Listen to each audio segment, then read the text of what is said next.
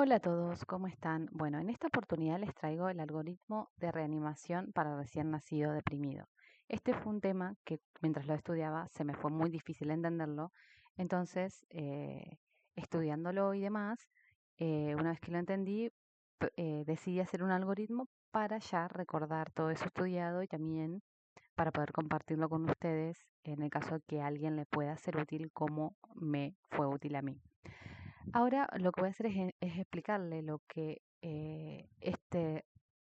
digamos, este algoritmo para que lo puedan interpretar como lo hice yo. Bueno, una vez que nosotros recibimos al recién nacido, sabemos que tenemos que hacerle una valoración para saber si necesita reanimación o no. Esta valoración la hacemos a través de 3 preguntas, que son estas 3. ¿Es recién nacido de término? ¿Llora o respira? ¿Tiene buen tono muscular? Si la respuesta a esta pregunta es sí, la recepción de recién nacido es una recepción normal que, digamos que los pasos para esta recepción lo hice en otro resumen, que lo subí a la plataforma y lo pueden encontrar ahí. Y si mal no recuerdo también está el algoritmo que está también en ese resumen.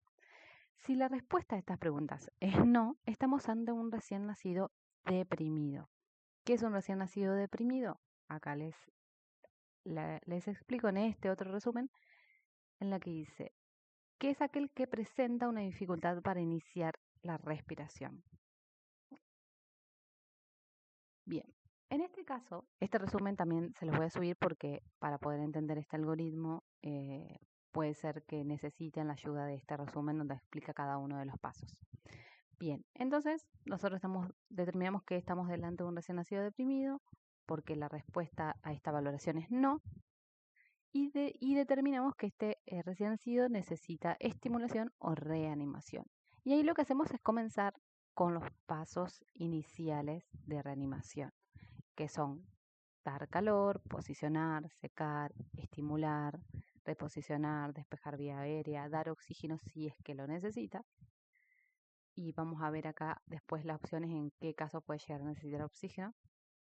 Bien, una vez que terminamos con los pasos iniciales, evaluamos respiración y frecuencia cardíaca. Si acá el paciente inició la respiración espontánea después de esos pasos iniciales, perfecto, no tenemos que seguir haciendo maniobras. Dejamos ahí y vamos haciendo el control clínico del recién nacido mientras está en el COPAP, etc.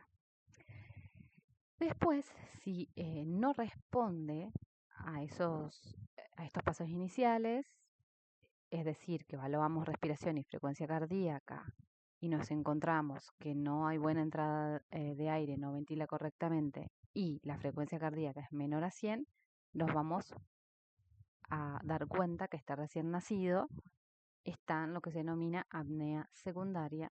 Entonces, los pasos iniciales no le van a ser suficientes para comenzar la reanimación por sí mismo, la respiración por sí mismo. Entonces, ahí sí vamos a necesitar la ventilación que nos ayude para esto. Esto lo dejo acá y continúo con la otra opción que puede tener el algoritmo.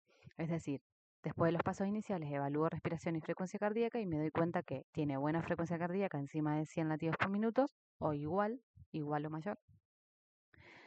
Y respira espontáneamente, ventila, pero tiene signos de dificultad respiratoria o tiene cianosis, es decir, tiene aleteo nasal, presenta tiraje, está un poco cianótico, pero la entrada de aire es adecuada y la frecuencia cardíaca es adecuada. En este caso, lo que vamos a hacer es,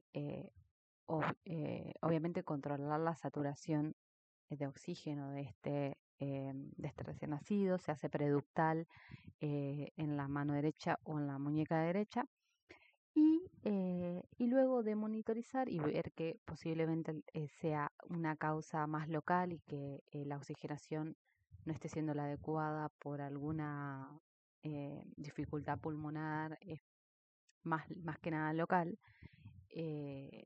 este recién nacido le podemos, ahí sí le podemos administrar oxígeno para mejorar esta sintomatología, ya sea la dificultad respiratoria y la cianosis o la cianosis. En este caso, la administración de oxígeno puede ser por cánula nasal en el recién nacido de término y en los pretérminos se puede usar el CPAP, que es un circuito de alto flujo y que es cerrado, donde no entra ventilación, sí, otros gases ambientales, solo se administran la mezcla de gases que le vamos a administrar a través de esa, digamos, de ese dispositivo. Y bueno, como dijimos, al recién nacido de término se le puede administrar vía cánula nasal. ¿Cuáles son los valores de FIO2 que hay que administrarle? Son estos. En el de término o pretérmino tardío se utiliza una FIO2 de 0,21, que es la misma que el ambiente. Y en el caso del recién nacido pretérmino, menos de 30 semanas de edad gestacional, se inicia con 0,30. Bien, esta FIO2 la vamos a seleccionar con el mezclador de gases, que es el blender o el que se llama blender, etc. Que el blender va conectado al CPAP, en el caso del recién nacido pretérmino, y a la cánula en el caso del recién nacido de término o recién nacido pretérmino tardío. Bien, esto es para este recién nacido que ventila correctamente y tiene buena frecuencia cardíaca, pero tiene alguna dificultad respiratoria o cianosis. Después de esto lo vamos a ir controlando clínicamente, cómo evoluciona, etc. Acá, por acá tengo los valores de saturación que tiene que tener de acuerdo al tiempo. Es decir, cuando nosotros vemos que tiene dificultad respiratoria o cianosis, tenemos que ver cuál es la saturación que tiene que tener para ese momento en el que estamos evaluando. Si al minuto tiene menos del 60-65%, es como el signo más claro que tenemos de que la causa de la dificultad o la cianosis puede ser esa, esa dificultad en la saturación o esa dificultad en intercambio en la hematosis, digamos. Bueno, en el caso que luego de los pasos iniciales respire de forma espontánea y tenga más, o sea, es lo que había mencionado anteriormente, que es seguir con los cuidados post reanimación y si todo está bien, seguir con el COPAP. En el caso que después de los pasos iniciales no ventila correctamente y la frecuencia cardíaca es menor a 100 latidos por minuto, ahí lo que hay que hacer es comenzar con las ventilaciones y obviamente controlar lo que es la saturación de oxígeno. Preductal siempre en la mano derecha o muñeca derecha eh, mientras ventilamos. Bien, ¿cómo me doy cuenta que la respiración no es correcta? Porque está en jadeo o gasping, o sea, lo que se llama el boqueo. Estos son como la forma clínica en que se presenta la apnea secundaria. La apnea secundaria empieza cuando después de los pasos iniciales, el recién nacido que no respondió, entonces se sigue manteniendo eh, como que el cerebro se mantiene en hipoxia o acidosis. Entonces, por más que yo le haga la estimulación, no tiene buena oxigenación, no le lleva bien oxígeno digamos, propiamente dicho, al cerebro. Y este no puede estimular los centros respiratorios. Entonces, no importa que yo lo siga estimulando, no tiene oxígeno para estimular a los centros respiratorios del tronco encefálico. Entonces, por más que lo estimule, no va a funcionar. Entonces, ahí digo, bueno, este niño no responde a estos pasos iniciales, es muy posible que esté en una apnea secundaria. ¿Cómo me doy cuenta? En este caso, porque en la apnea secundaria la forma clínica de expresarse que tiene es el jadeo gasping y porque en la apnea secundaria la frecuencia cardíaca sigue bajando y va cada vez más abajo y más abajo de 100. Yo por acá lo puse en el resumen, acá está, ves acá. En apnea primaria, bueno, después de la estimulación puede que retome y vuelva a tener la respiración espontánea. En lo que es apnea secundaria, acá corroborando con la frecuencia cardíaca sigue bajando, entonces ya va apnea secundaria es muy posible que la frecuencia cardíaca esté, es muy posible no, por lo que dice la bibliografía, va bajando y siempre la vamos a encontrar debajo de 100 latidos por minuto. Bien, y también habla de la presión y demás, pero no voy a andar mucho en este tema porque no es el fin del algoritmo. Bien, después que digo, bueno, está en apnea secundaria porque no respondió a los pasos iniciales, comienzo con las ventilaciones.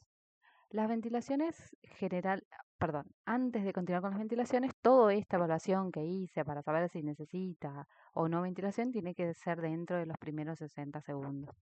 Una vez que determino que necesita ventilación, empiezo con las ventilaciones y recordemos que vamos a estar con el saturómetro en el preductal para ir controlando em, la saturación. Acá lo que dice en la guía, que yo no lo puse, es que es ideal que digamos que la frecuencia cardíaca del recién nacido se controle con un monitoreo electrocardiográfico como continuo, pero no sé si eso es posible en nuestro país, Argentina. No lo sé, la verdad. Es como que como estudiante no tengo acceso a esa información. Pero bueno, acá lo voy a hacer como con el estetoscopio, que es la forma en que lo he visto en varios videos, en algunas bibliografías y demás. Bien, una vez que comienzo con las ventilaciones, puede ser 30, 60 ventilaciones en un minuto. Comienzo con las ventilaciones, el paciente está posicionado, etcétera, y a las primeras 15 ventilaciones yo voy a ir evaluando, o sea, a medida que voy ventilando voy controlando que entre aire, o sea, lo va a ir controlando no el que hace las ventilaciones, sino el ayudante, el otro reanimador, va a ir controlando que haya buena entrada de aire y que la frecuencia cardíaca vaya. Ese es el fin de las ventilaciones, que aumente la frecuencia cardíaca. Bien, y mm, mm, medio que me perdí. Bueno, voy haciendo las ventilaciones, en los primeros 15 segundos controlo que ingrese, que esté entrando bien aire a los pulmones, que tenga buena entrada bilateral de aire y que la frecuencia cardíaca vaya aumentando. Si esto no pasa, hay que corregir la maniobra, corregir la máscara. Digamos, acá hay como una mnemotecnia para recordar o sea, para ir revisando qué pasos necesitas corregir de la maniobra. Por ejemplo, tenés que ajustar la máscara, reposicionar al paciente, abrirle la boca, podés también aumentar la presión de las ventilaciones, o en el caso de que aún así no ventile, se puede realizar la intubación endotraqueal. Bueno, lo quiero hacer medio corto el video, así que voy a hacer como que, bueno, que a los 15 segundos corregimos la maniobra y ya ventila correctamente, entonces no hay que intubarlo, entonces no hacemos la intubación endotraqueal en este caso. Entonces corroboramos frecuencia cardíaca, que esté ventilando correctamente a los 30 segundos de ventilación efectiva y, y vemos que la frecuencia cardíaca está por encima de 60 y igual es mayor o igual a 60 latidos por minuto, pero, pero no sube a 100, o sea, no está por encima de 100, sigue por debajo de 100. Entonces sigo con otra ronda de ventilaciones. En el caso de que si ya tiene más de 100 latidos por minuto, después de esas ventilaciones, bueno, vamos a los cuidados por reanimación. Pero supongamos que hago las ventilaciones, corregí la técnica y el paciente todavía no aumenta la frecuencia cardíaca, incluso la sigue bajando y se encuentra por debajo de 60 latidos por minuto. Ahí lo que hay que hacer es, ya no corregís la técnica, aumentás la FiO2 de las ventilaciones. Ah, me olvidé de decirlo, pero en las ventilaciones iniciales la FiO2 es la ambiente, que es 0,21. Acá cuando aumentas la FIO2 vas a necesitar otro dispositivo que es el blender y que es el que va a aumentar las ventilaciones. Una vez que aumentas las ventilaciones, eh, acá dice que la intubación se tiene que hacer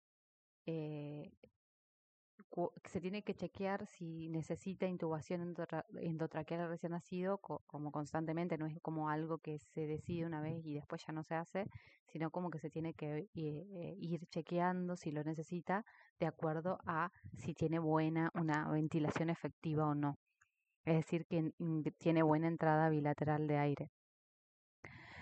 En este caso, por ejemplo, también lo que leí era que después, si si, digamos, si aumentamos la FIO2 porque no tuvo resultado las ventilaciones, o no es que no va aumentando la frecuencia cardíaca, pero es buena la ventilación, se coloca la intubación, se coloca el tubo endotraqueal previo al masaje cardíaco, porque nosotros necesitamos sí o sí, antes de iniciar con el masaje cardíaco, que hayan ventilaciones efectivas, sí o sí, porque si no, no tiene sentido hacerle el masaje cardíaco.